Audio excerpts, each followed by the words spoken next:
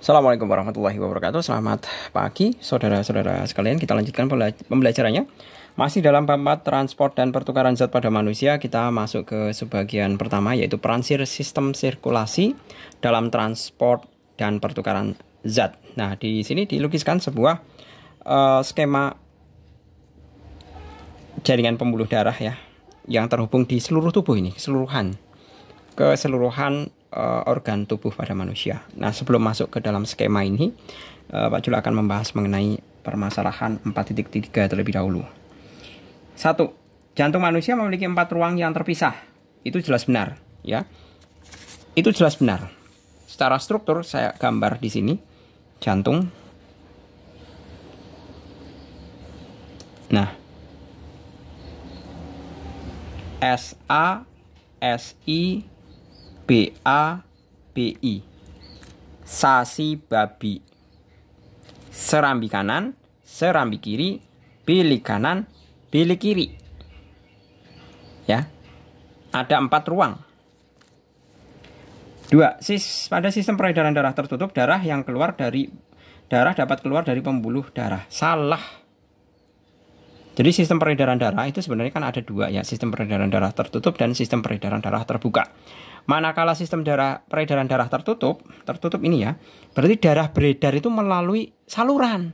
Salurannya apa? Ya saluran pembuluh darah. Berbeda dengan sistem peredaran darah terbuka. Kalau sistem peredaran darah terbuka itu adalah darah beredar tidak melalui saluran atau tidak melalui pembuluh. Jadi bebas beredar. Seperti itu. Jadi pernyataan kedua adalah salah. 3. Lapisan otot pembuluh arteri lebih tebal dibandingkan vena. Itu jelas. Ya. Itu jelas. Nah, kalau Pak Jul mau bahas mengenai perbedaan vena dengan arteri ya. Sekalian ya. Ini biar kalau misalkan saya terangkan langsung saja, biar kalian bisa langsung, kalau misalkan terlanjur cerdas kan nggak masalah kan. Seperti itu. Tapi sebenarnya bisa dibahas ya antara vena dengan arteri. Di sini dikatakan arteri, vena. Pertama, masalah denyut. Denyut itu terasa. Vena tidak terasa. Letak, tersembunyi, terlihat, nampak dari permukaan kulit ya. Nah, kayak gini kan nampak ini ototnya ya.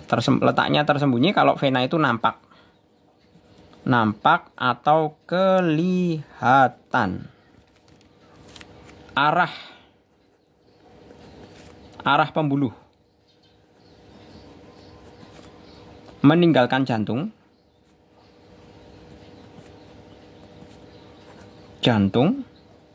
Kalau vena itu menuju jantung.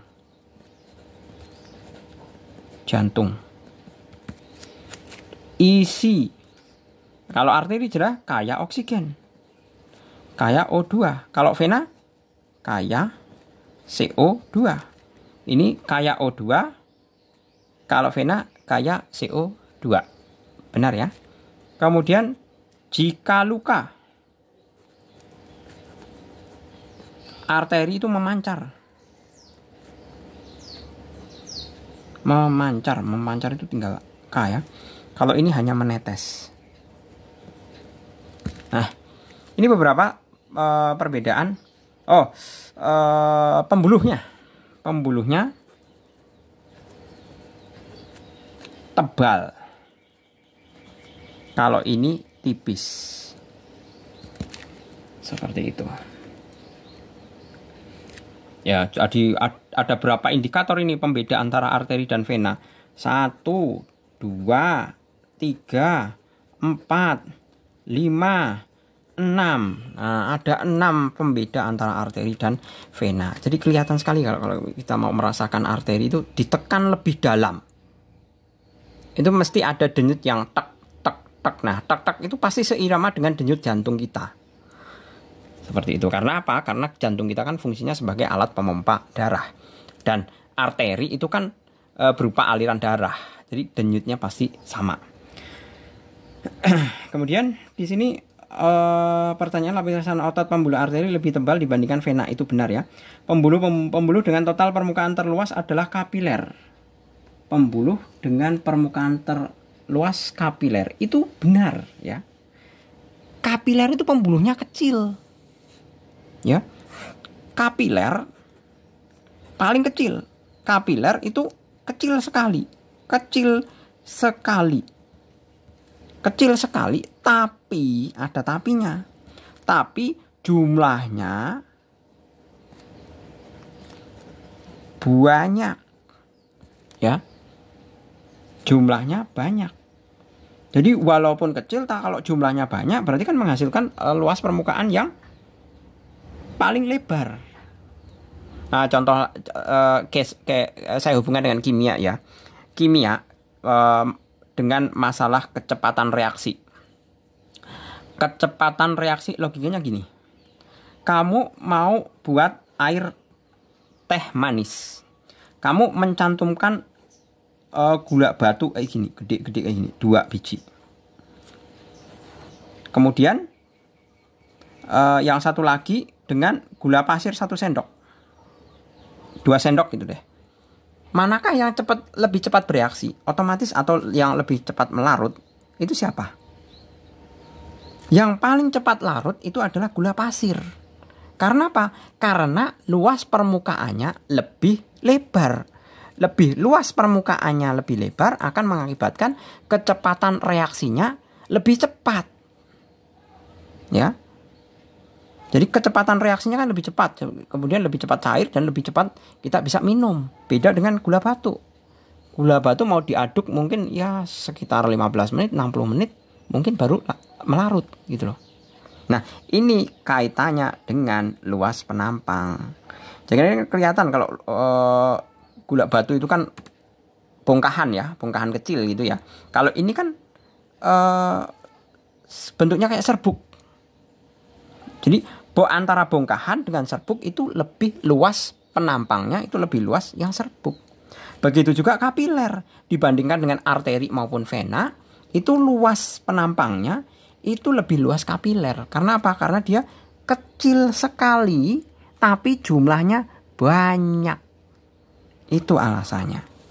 Jadi pernyataan 4 ini benar.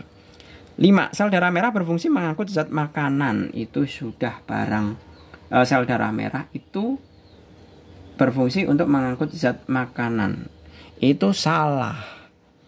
Kalau yang lebih tepat, sel darah merah itu untuk mengangkut oksigen ya.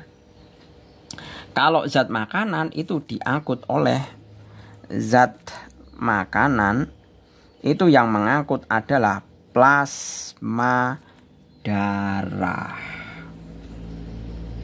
Seperti itu. Oke, clear ya. Ini diskusi 4.3 selesai. Kemudian kita untuk pemahaman yang sebelah sini. Nah, di sini disalurkan mengenai pembuluh darah yang menghubungkan berbagai organ tubuh. Nah, secara umum kalau pada manusia darah dalam sekali beredar itu akan melewati jantung 2 kali. Yang dibagi menjadi peredaran darah besar dan peredaran darah kecil. Nah, urutannya adalah kita bisa buat seperti ini. Pertama, dari bilik kiri itu ke aorta. Aorta itu adalah pembuluh arteri yang terbesar yang dekat dengan jantung. Manakala aortanya ini tersumbat oleh lemak atau kolesterol, itulah yang biasanya kita dinamakan dengan arteri korolani apa gitu. Tapi istilah bahasa Indonesianya jantung koroner. Ya. Nah, setelah aorta itu kemudian baru arteri. Seperti ini. Kemudian setelah arteri baru seluruh tubuh. Nah, di sini sebenarnya letak kapiler. Nah, dari seluruh tubuh kemudian masuk ke vena. Vena. Ya kan? Nah, kemudian dari vena masuk ke serambi kanan. Ya kan?